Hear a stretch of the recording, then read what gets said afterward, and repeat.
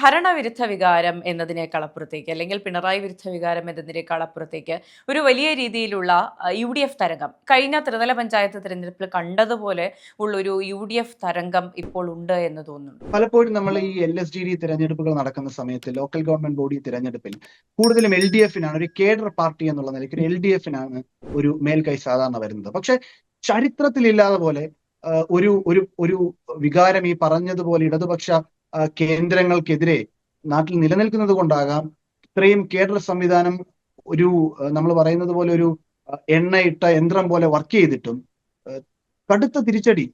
നമ്മളിപ്പം പലപ്പോഴും സതീശൻ പറഞ്ഞതുപോലെ, VD സതീശൻ പറഞ്ഞതുപോലെ ഇവരെ ജയിച്ചു എന്നുള്ളതല്ല, തോറ്റു എന്ന് പറഞ്ഞ് മനസ്സിലാക്കുന്നതാണല്ലോ പ്രധാനപ്പെട്ട കാര്യം. അപ്പം പലപ്പോഴും അത് മനസ്സിലാക്കാറില്ല. പക്ഷേ പലപ്പോഴും അതൊരു തിരിച്ചടിയായി അവർ കരുതിയില്ല. പക്ഷെ യാഥാർത്ഥ്യം എന്താണ്? ഒരു 5 to 6% ഓഫ് വോട്ട് ഷെയർ, അതിൽ വ്യത്യാസം വന്ന സ്ഥിതിക്ക് അതിൽ യാതൊരു സംശയമില്ല അത് ഇടതുപക്ഷത്തിനെതിരായിട്ടുള്ള ഒരു ഫലപ്രഖ്യാപനം തന്നെയായിരുന്നു എന്നുള്ളതിൽ യാതൊരു സംശയമില്ല. അങ്ങനെ ഒരു കേഡർ സംവിധാനമുള്ള പാർട്ടി കൂടുതലും ഈ പറയുന്ന ലോക്കൽ ബോഡി തെരഞ്ഞെടുപ്പിൽ അനുകൂലമാക്കേണ്ട സാഹചര്യത്തിൽ പോലും ജനങ്ങൾ അനുകൂലമാക്കാതെ കൃത്യമായിട്ടൊരു സ്വിങ് അവിടെ, അല്ലെങ്കിൽ ഒരു എഡ്ജ് അവിടെ UDFന് കിട്ടിയിട്ടുണ്ടെങ്കിൽ തീർച്ചയായിട്ടും ഇവിടെ ഒരു ഭരണവിരുദ്ധ വികാരം ഉണ്ട് എന്ന് തന്നെയാണ് സർക്കാർ കാണേണ്ടിയിരുന്നത്. അത് കാണാതെ PR ക്യാമ്പയിൻ വഴി എന്താണ് ജനങ്ങളോട് സർക്കാർ പറഞ്ഞതെന്ന് ചോദിച്ചാൽ അതിനേക്കാൾ വലിയ മണ്ടത്തരമാണ്. ഈ പറഞ്ഞതുപോലെ ഭരണത്തിൽ, സംവിധാനത്തിൽ, വികസന പ്രവർത്തനങ്ങളിൽ ജനങ്ങളിലേക്ക് ഇറങ്ങിച്ചെല്ലാനും ഒക്കെ ഈ ഏകോപനത്തിൽ എല്ലാത്തിലും പാളിച്ച അവസാനത്തെ ലാപ്പിൽ പറ്റിയ സർക്കാരായിട്ട് പോലും എല്ലാം ഞങ്ങൾ ശരിയാക്കി, എല്ലാ ബിൽ ബോർഡ്സും നമ്മൾ കണ്ടതാണ്. എവിടെ ഇറങ്ങിയാലും കോർപ്പറേഷനിൽ നിന്ന് ഒരു പേപ്പർ കിട്ടാതെ വെളിയിറങ്ങുന്നവരും സർക്കാരിന്റെ പദ്ധതികളുടെ ബെനിഫിഷ്യറി ആയിട്ടുള്ളവര് പലപ്പോഴും അതിൽ എൻലിസ്റ്റ് ചെയ്യപ്പെടാതെ പോയപ്പോഴൊക്കെ വെളിയിൽ നിരത്തിൽ ഇറങ്ങി നിന്ന് കാണുന്ന കാഴ്ച എന്താണ്? ബിൽ ബോർഡിൽ ഞങ്ങളെല്ലാം ശരിയാക്കി, ഈ പറയുന്നത് പോലെ ഇവിടെ ഞങ്ങളല്ലാതെ വേറെ ആരുണ്ട് എന്നതാണ്. അത് ജനങ്ങളോട് കാണിച്ച അങ്ങേയറ്റത്തെ ധാർഷ്ട്യത്തിന്റെ, ധിക്കാരത്തിന്റെ ഒരു മനോഭാവമായി ജനങ്ങൾ കണ്ടു, അല്ലെങ്കിൽ ജനങ്ങൾ കണ്ടു കഴിഞ്ഞു എന്നതാണ് ഈ തെരഞ്ഞെടുപ്പിന്റെ ഏറ്റവും പ്രസക്തമായിട്ടുള്ള ഒരു കാര്യം എന്നാണ് ഞാൻ കരുതുന്നത്. അത് കൃത്യമായിട്ട് നാളെ പ്രതിഫലിക്കും. ഇതിനെതിരെ നമ്മൾ ഈ പറയുന്നത് പോലെ സർക്കാരിനെതിരെ ഉള്ള ഒരു തിരഞ്ഞെടുപ്പായിട്ട് ഇത് മാറിയത് കഴിഞ്ഞ 10 വർഷത്തെ സർക്കാരിന്റെ പ്രവർത്തനങ്ങളുടെ എന്തെങ്കിലും പ്രശ്നം മാത്രമല്ല, മറിച്ച് 10 വർഷമായിട്ടൊരു ചേഞ്ച് ഇല്ല, ഒരു മാറ്റമില്ല. എന്തെങ്കിലും ജനങ്ങളുടെ വിഷയങ്ങളിൽ, ഇഷ്യൂസിൽ ഒരു വളരെ പ്രസക്തമായിട്ട് എന്തെങ്കിലും ഒരു മാറ്റം ജനങ്ങൾക്ക് ഫീൽ ചെയ്തില്ല. 2021 ഈ പറയുന്ന ചരിത്ര തിരിച്ചുവരവ് പോലെ ഒരു പേഴ്സണൽ ടച്ച് സർക്കാർ ഇവിടെ ഉണ്ട് എന്ന് ജനങ്ങൾക്ക് ഫീൽ ചെയ്തില്ല. വലിയ പാലങ്ങളും റോഡുകളും ബിൽഡിങ്ങുകളും NHAയും ഗെയിൽ പൈപ്പ് ലൈനും ഒക്കെ ജനങ്ങൾക്ക് എങ്ങനെയാണ് അവരുടെ ജീവിതത്തിൽ കൃത്യമായിട്ടുള്ള ഒരു ചേഞ്ച് വരുത്താൻ കഴിയുക എന്ന് ജനങ്ങളോട് പറയാൻ പറ്റുന്ന ഒരു പേഴ്സണൽ ടച്ച് കൊടുത്തില്ല. പലപ്പോഴും ജനങ്ങൾ നിസ്സഹായരായിട്ട് നിൽക്കുന്ന ഒരു സാഹചര്യം. 10 വർഷത്തിന് ഇപ്പോഴും എല്ലാം ശരിയാക്കി എന്ന് പറഞ്ഞ് ജനങ്ങളെ ഈ പറഞ്ഞതുപോലെ പോവർട്ടി ഇറാഡിക്കേറ്റ് ചെയ്തു എന്ന് പറയുകയും അങ്ങനെയൊക്കെ പല പൊള്ളയായ വാദങ്ങളും, പല ഇഷ്യൂസ് നിലനിൽക്കുക, ഇതൊന്നും അഡ്രസ് ചെയ്യാതെ, ശബരിമല പോലെയുള്ള അങ്ങനെ പല ഇഷ്യൂസ് നിലനിൽക്കുക, ഇതൊന്നും അഡ്രസ് ചെയ്യാതെ ജനങ്ങളെ ഒരു ഇരുട്ടിന്റെ മറവിൽ നിർത്താൻ സർക്കാർ ശ്രമിച്ചപ്പോൾ ജനം ഈ സർക്കാരിനെ പുറന്തള്ളിന്ന് മാത്രമല്ല ഈ UDFനോടുള്ള ഒരു സഹതാപം, അത് പറയേണ്ടിയിരിക്കുന്നു. UDFകാർ പോലും പറയുന്ന ആ വാക്കാണ്, ഒരു സഹതാപം ഇവിടെ വർക്ക് ചെയ്തു. ഈ 10 വർഷമായി UDF ഔട്ട് ഓഫ് പവർ ആണ്. അപ്പൊ BJP വളർന്നു വരുന്ന കേരളത്തിന്റെ ഒരു സാഹചര്യത്തിൽ അത് ഇടതുപക്ഷത്തിനല്ല എൻകാഷ് ചെയ്യാൻ പറ്റുന്നത്, അത് കോൺഗ്രസിന് എൻകാഷ് ചെയ്യാൻ ഒരുപക്ഷെ പറ്റിയേക്കും എന്ന് കരുതി UDFന് പലപ്പോഴും മൈനോറിറ്റി വോട്ട്സ് അടക്കം കൺസോളിഡേറ്റഡ് ആയിട്ട് പോകുന്നു. പലപ്പോഴും നമ്മുടെ സുഹൃത്തുക്കളോടൊക്കെ സംസാരിക്കുമ്പോൾ സുഹൃത്തുക്കൾ പറയുന്ന കാര്യം, കോൺഗ്രസ് സുഹൃത്തുക്കൾ തന്നെ പറയുന്ന കാര്യം, ഈ പ്രാവശ്യം UDF ജയിച്ചില്ലെങ്കിൽ പിന്നെ എപ്പോ ജയിക്കാനാണ്, അല്ലെങ്കിൽ പിന്നെ UDF മരിച്ചു എന്നാണ് പറയുന്നത്. അതിന്റെ കാര്യം നമ്മൾ ആലോചിക്കേണ്ടത് കേരളത്തിന്റെ സാഹചര്യം എന്താണ്. റിലീജിയസ് ഗ്രൂപ്പുകൾ കേരളത്തിന്റെ ഈ പറയുന്ന നമ്മുടെ ഒരു സാമുദായിക അന്തരീക്ഷം അതെങ്ങനെയാണ്? അത് ഏറ്റവും അനുകൂലമാണ് കോൺഗ്രസിനെ സംബന്ധിച്ച്. കോൺഗ്രസിന് എല്ലാ സംഘടനകളും അനുകൂലമാണ്. ഇങ്ങനെ ഇപ്പം ലെഫ്റ്റിന് ആ കാര്യത്തിൽ ഒരു ബുദ്ധിമുട്ടും പറ്റി. ലെഫ്റ്റിനെ സംബന്ധിച്ച് SDPIയുടെ വോട്ടുകൾ ഞങ്ങൾ മേടിച്ചിട്ടില്ല എന്ന് പറഞ്ഞ ലെഫ്റ്റ് പലപ്പോഴും ആ നിലപാടിൽ ചില മണ്ഡലങ്ങളിൽ വന്നപ്പോൾ വെള്ളം ചേർക്കുന്ന കാഴ്ച നമ്മൾ ഇൻഡയറക്റ്റ് ആയിട്ടെങ്കിലും കണ്ടു. അപ്പൊ ഇത്തരം പ്രശ്നങ്ങളിൽ നിൽക്കുന്ന ലെഫ്റ്റിനെതിരെ UDF പലപ്പോഴും ഈ പറയുന്ന എല്ലാ സാമുദായിക സംഘടനകളുടെയും പിൻബലത്തോടു കൂടി വന്ന ശക്തമായി നിൽക്കുന്ന ഒരു കാഴ്ചയാണ്. അപ്പൊ ഇപ്പൊ ജയിച്ചില്ലെങ്കിൽ പിന്നെ എപ്പോ? അപ്പം ഒരു തിരഞ്ഞെടുപ്പ് ജയിക്കാനുള്ള എല്ലാ സാഹചര്യവും കേരളത്തിൽ UDF നിലനിൽക്കുകയാണ്. അപ്പോ ഇത് വളരെ ക്ലിയർ ആണ്. ഇത് നമ്മളെ സംബന്ധിച്ച് ഈ ഒരു പക്ഷെ കേരളത്തിനെ സംബന്ധിച്ച് ഒരു കാര്യം കൂടി പറയണമല്ലോ. സാമുദായിക നേതാക്കൾ പറയുന്ന തീരുമാനങ്ങളാണോ പലപ്പോഴും തിരഞ്ഞെടുപ്പ് വരുമ്പോൾ അങ്ങനെ ഒരു എൻ ബ്ലോക്ക് ആയിട്ട് പോയി വോട്ട് ചെയ്യുകയല്ല സാധാരണ കേരളത്തിലെ നമ്മൾ പ്രബുദ്ധ മലയാളി എന്നൊക്കെ പറയുന്നതിന്റെ ഭാഗമായിട്ട് തന്നെ അങ്ങനെ വരാറില്ല. പക്ഷേ ഇപ്പോ നമ്മൾ കാണുന്ന കാഴ്ച രസകരം എന്ന് പറയട്ടെ, മിക്ക സാമുദായിക നേതാക്കളും ഇടതുപക്ഷത്തോടൊപ്പവും അവരുടെ അണികൾ അല്ലെങ്കിൽ ഈ പറയുന്ന സംഘടനയിലുള്ള അണികൾ കൃത്യമായി UDF വോട്ട് ചെയ്യാൻ തയ്യാറെടുത്ത് നിന്നവരുമാണ്, വോട്ട് ചെയ്യുകയും ചെയ്തു.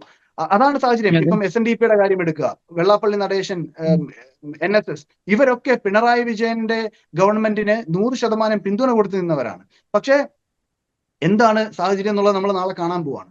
അപ്പൊ യാതൊരു സംശയവുമില്ല, ഇടതുപക്ഷം ഒരു 50, 55, 60 സീറ്റുകളിലേക്ക് ഒതുങ്ങുകയും UDF ഒരു 78-നും 82 സീറ്റിനും അവർ ബാഗ് ചെയ്യുകയും അതുപോലെ BJP ഒരു 1 മുതൽ 2 സീറ്റ് വരെ പിടിക്കുന്ന ഒരു സാഹചര്യം കേരളത്തിൽ നിലനിൽക്കുന്നു.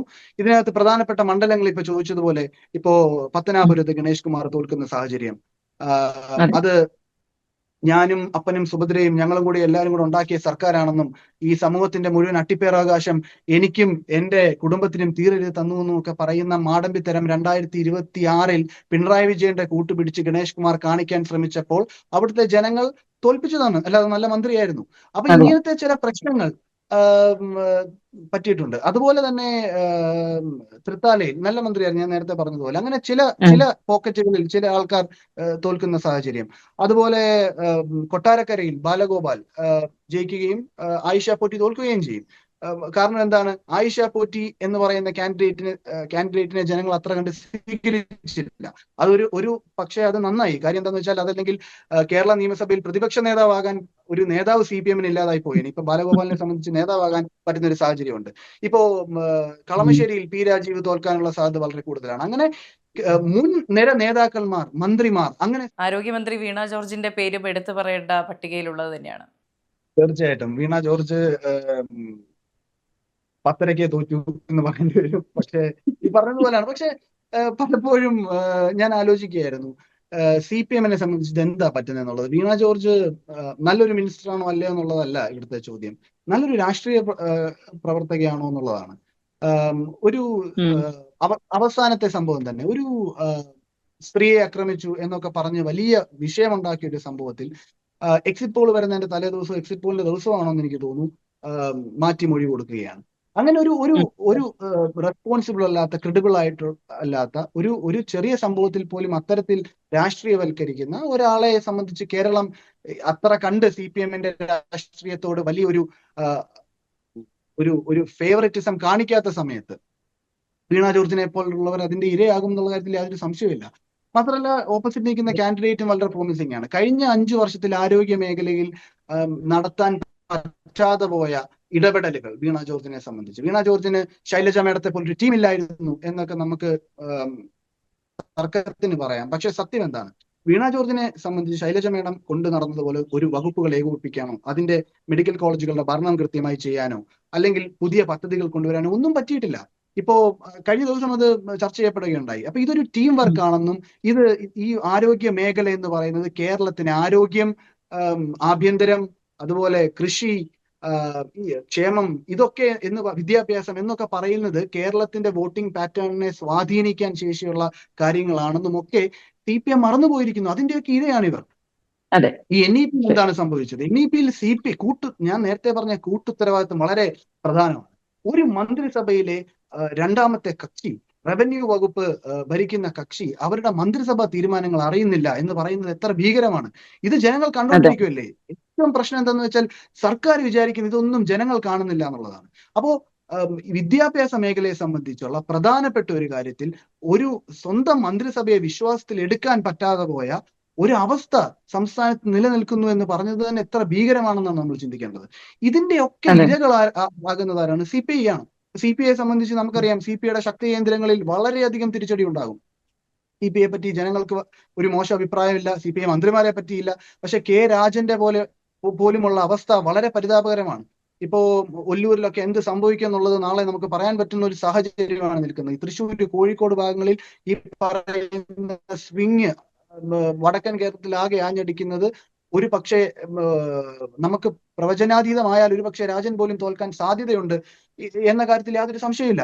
അപ്പൊ ഇങ്ങനെ പലപ്പോഴും CPM മനസ്സിലാക്കേണ്ട മേഖലകളൊന്നും അവസാനമായപ്പോൾ ഒരു കോർഡിനേഷൻ ഇല്ല.